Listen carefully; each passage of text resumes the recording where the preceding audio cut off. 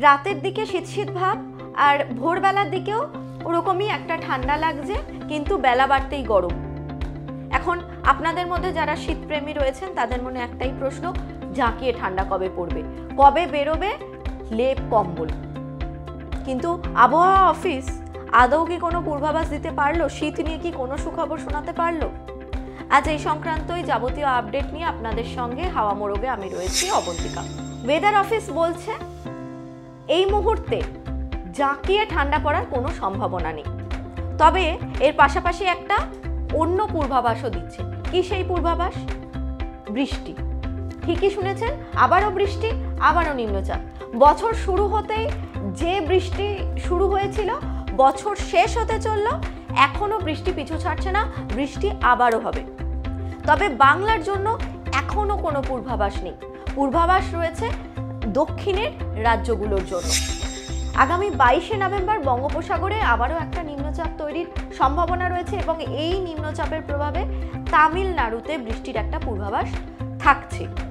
এই নিম্নচাপ কিন্তু শক্তি বাড়াবে এবং শক্তি বাড়িয়ে কোন দিকে অগ্রসর হবে সেদিকেই কিন্তু আপাতত নজর থাকছে আবহবিদদের।